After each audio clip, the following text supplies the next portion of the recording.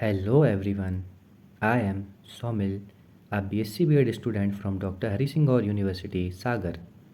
Today we are going to discuss about the human digestive system. So let's start. After the completion of this presentation, you will be able to explain the introduction of digestive system, its anatomy, physiology and its functions. What is digestion?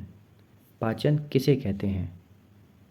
पाचन उस प्रक्रिया को कहते हैं जिसके अंतर्गत भोजन के बड़े पदार्थों को छोटे पदार्थों में परिवर्तित किया जाता है ताकि उनका अवशोषण किया जा सके, या हम ये कह सकते हैं it is the process in which larger molecules of food are broken down into smaller substances that can be easily utilized by the body. जो डाइजेशन की प्रोसेस है वो मेनली 5 फेजेस में कंप्लीट होती है, जो कि इंजेक्शन से स्टार्ट होती है, फिर उसके बाद मूवमेंट, उसके बाद मैकेनिकल एंड केमिकल डाइजेशन, उसके बाद एब्जॉर्प्शन या अवशोषण होता है, उसके बाद लास्ट में एलिमिनेशन पे जाके ख़त्म हो जाती है। जो डाइजेशन है वो 2 टाइप्स का होता है, या जिसके 2 प्रकार होते हैं। पहला है मैकेनिकल या फिजिकल डाइजेशन। इसके अंतर्गत च्यूइंग, टीयरिंग, ग्राइंडिंग, मैशिंग और मिक्सिंग जैसी प्रक्रियाएं आती हैं, और ये जनरली हमारे मुंह में होता है। फिर दूसरा जो टाइप है वो है केमिकल डाइजेशन। इसके अंदर केमिकल ब्रेकडाउन होता है फूड का। जैसे हमारे शरीर में काफ़ी सारे एंजाइम्स हैं जो क्या करते हैं, कार्बोहाइड्रेट्स हैं जैसे प्रोटीन्स हैं, ये बड़े मॉलिक्यूल्स होते हैं, बॉडी इनको डायरेक्टली एब्जॉर्ब नहीं कर सकती है, तो ये क्या करते हैं, इनको छोटे छोटे मॉलिक्यूल्स में या पदार्थों में तोड़ देते हैं। जैसे प्रोटीन्स को अमीनो एसिड्स में तोड़ देते हैं जो कि डायरेक्टली बॉडी उसको एब्जॉर्ब कर सकती है। इसी तरीके से कार्बोहाइड्रेट्स को शुगर्स में तोड़ देते हैं जिसको बॉडी डायरेक्टली एब्जॉर्ब कर सकती है। अब हम डाइजेस्टिव सिस्टम की ऑर्गेनाइजेशन या संरचना के बारे में पढ़ेंगे। हमारे डाइजेस्टिव सिस्टम में एक बहुत लंबी ट्यूब पाई जाती है जिसको हम गैस्ट्रो इंटेस्टिनल ट्रैक्ट भी बोलते हैं। ये एक tube with in a tube structure होती है और ये काफ़ी सारे ऑर्गन से लिंक्ड होती है, मतलब ये काफ़ी सारे ऑर्गन्स इससे जुड़े हुए होते हैं, अंग इससे जुड़े हुए होते हैं। इसके अंदर बहुत सारे ऑर्गन्स या स्ट्रक्चर्स आते हैं जैसे mouth, pharynx, oesophagus, stomach, small intestine, large intestine, rectum, और ये एनस पर जाके ख़त्म हो जाती है। अब माउथ के अंदर क्या होता है, तो माउथ के अंदर टीथ होते हैं, टंग होती है, सलाइवरी ग्लैंड्स होते हैं। माउथ में क्या होता है, सबसे पहले हम फूड को इंजेस्ट करते हैं अपने माउथ के अंदर, तो क्या होता है, हमारी जो टीथ है उसका मैकेनिकल डाइजेशन शुरू कर देते हैं, उसको छोटे छोटे टुकड़ों में तोड़ना शुरू कर देते हैं। हमारी जो टंग है वो क्या करती है, सलाइवा जो सलाइवरी ग्लैंड से निकलता है उसको हमारे फूड के साथ मिला देती है। जो सलाइवा सलाइवरी ग्लैंड से निकलता है उसके अंदर सलाइवरी अमाइलेज नाम का एंजाइम पाया। इसके अंदर एक सलाइवरी अमाइलेज नाम का एंजाइम होता है जिसका फंक्शन होता है हमारे फूड में जो स्टार्च प्रेजेंट है इसको सिंपलर शुगर्स में तोड़ देना। अब जब हम खाने को निगलते हैं या सॉलो करते हैं तो इसी के हमारे ओसोफेगस के पैरेलल में हमारी विंड पाइप या फिर ट्रैकिया भी होती है। अब खाना इसके अंदर ना चला जाए इसके लिए यहाँ पे एक फ्लैप लाइक स्ट्रक्चर पाया जाता है जिसको हम एपिग्लोटिस बोलते हैं, जो कि हमारे खाने को ट्रैकिया में जाने से रोकता है। अब जो हमारा खाना है या भोजन है वो ईसोफेगस के माध्यम से पेट में या आमाशय या स्टमक में जाता है। ईसोफेगस में कोई भी डाइजेशन नहीं होता। ईसोफेगस म्यूकस को सिक्रीट करती है। इसकी लंबाई लगभग 10 इंच या फिर 25 सेंटीमीटर होती है।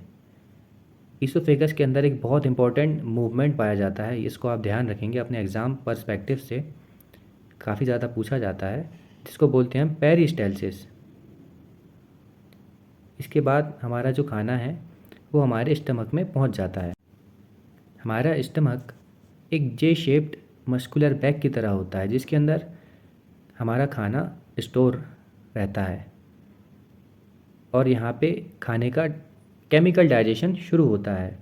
जैसे हमारे जो स्टमक के अंदर कुछ ग्लैंड्स पाए जाते हैं जिनसे HCl का सिक्रीशन होता है। अब ये जो HCl है इसके दो फंक्शंस होते हैं। पहला है खाने में जो बैक्टीरिया रह गए हैं, प्रेजेंट हैं, जो सलाइवरी अमाइलेज से नहीं मरे हैं, उनको मारना। और दूसरा फंक्शन होता है पेप्सिनोजन को पेप्सिन में कन्वर्ट करना। अब आपका एक क्वेश्चन होगा, ये पेप्सिनोजन कहाँ से आया? तो जो हमारे ग्लैंड्स हैं स्टमक के अंदर, वहीं एक एंजाइम को भी सिक्रीट करते हैं जिसको हम बोलते हैं पेप्सिनोजन। जब ये इनएक्टिव फॉर्म में होता है तो इसको हम पेप्सिनोजन बोलते हैं, और जब ये HCl के साथ रिएक्शन कर लेता है तब ये एक्टिव हो जाता है। तो इसको, जब ये एक्टिव हो जाता है, जब हम इसको पेप्सिन बोलते हैं। जैसे कि इसका नाम सजेस्ट करता है, ये प्रोटीन का डाइजेशन शुरू करता है, और जब भोजन हमारा आमाशय में या स्टमक में आ जाता है तो हम इसको कायम बोलते हैं।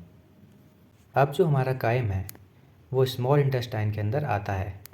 स्मॉल इंटेस्टाइन बहुत हाईली कॉइल्ड स्ट्रक्चर होता है जो लगभग 7 मीटर लंबा होता है। इसके अंदर फिंगर लाइक प्रोजेक्शंस पाए जाते हैं जिनको हम विलाई बोलते हैं, जो इसका सरफेस एरिया बढ़ा देते हैं और मूवमेंट ऑफ फूड के लिए रिस्पॉन्सिबल होते हैं। अब जब हमारा कायम स्मॉल इंटेस्टाइन के ड्यूडेनम पार्ट में आता है तब क्या होता है, बॉडी को सिग्नल्स मिल जाते हैं जिसकी वजह से पैंक्रियाटिक जूसेस का और बाइल जूस का सिक्रीशन शुरू हो जाता है। अब ये जो बाइल जूस है ये हमारे फूड के साथ मिक्स होता है, जो कि गॉल ब्लैडर में स्टोर था, जो रिलीज़ हो गया है ड्यूडेनम में, स्मॉल इंटेस्टाइन की ड्यूडेनम पार्ट में। अब ये हमारे फूड के साथ मिक्स होगा और क्या करेगा, इसका फंक्शन क्या होता है, इमल्सिफिकेशन ऑफ फैट के लिए रिस्पॉन्सिबल होता है। इसके साथ साथ पैंक्रियाज से भी काफ़ी सारे एंजाइम्स आते हैं, जैसे ट्रिप्सिन, लाइपेज, अमाइलेज। इनके क्या फंक्शन होते हैं, जो कायम में प्रोटीन प्रेजेंट था स्टमक के अंदर, जो कि पेप्टोड में टूट गया था, अब उस पेप्टोड को पेप्टाइड और अमीनो एसिड में तोड़ने का काम कौन करता है, ट्रिप्सिन। सिन से आप याद रखेंगे कि प्रोटीन डाइजेस्टिंग एंजाइम्स हैं।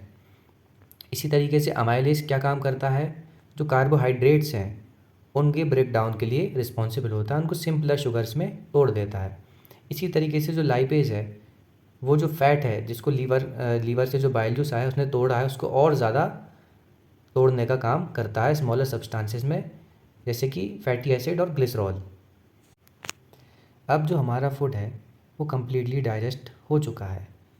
अब क्या होगा, अब इसका एब्जॉर्प्शन होगा। जो हमारी स्मॉल इंटेस्टाइन है इसी का जो लास्ट वाला पोर्शन होता है, इसमें एब्जॉर्प्शन होता है। इसमें क्या होगा, ये जो लास्ट वाला पोर्शन है ये हाईली सराउंडेड रहता है किससे, ब्लड वेसल से। तो इसमें जो भी एब्जॉर्प्शन होगा, जिस भी चीज़ का एब्जॉर्प्शन होगा वो डायरेक्टली ब्लड में मिक्स हो जाएगा। तो यहाँ पे क्या होता है, जो हमारा फूड है इसमें जो न्यूट्रिएंट्स थे, जो कि अमीनो एसिड, फैटी एसिड या स्मॉलर शुगर्स में टूट गए थे, उनका डायरेक्टली एब्जॉर्प्शन होगा और वो सीधे ब्लड में मिक्स हो जाएंगे। इसी में विटामिन्स का, मिनरल्स का, लिपिड्स का, 80% इंजेस्टेड वाटर का एब्जॉर्प्शन होता है।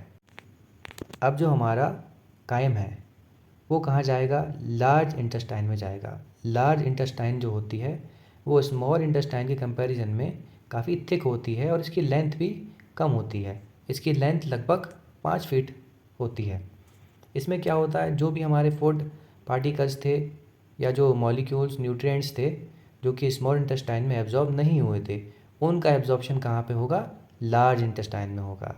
और लार्ज इंटेस्टाइन में मैक्सिमम एब्जॉर्प्शन ऑफ वाटर होता है। लार्ज इंटेस्टाइन में कोई भी डाइजेशन नहीं होता, सिर्फ एब्जॉर्प्शन होता है। इसके बाद क्या होगा, जो हमारा फूड था जिसको हम अभी कायम बोल रहे थे, वो अब वेस्ट बन चुका है, क्योंकि अब उसको और ज़्यादा एब्जॉर्ब, उसमें से और न्यूट्रिएंट्स को और ज़्यादा एब्जॉर्ब नहीं किया जा सकता। तो अब क्या होगा, वो रेक्टम में जाएगा। रेक्टम में क्या होता है, जो हमारे फीसेस है उसकी स्टोरेज होती है और उसके बाद एनएस के थ्रू वो बॉडी से एलिमिनेट या एक्सक्रीट आउट हो जाता है।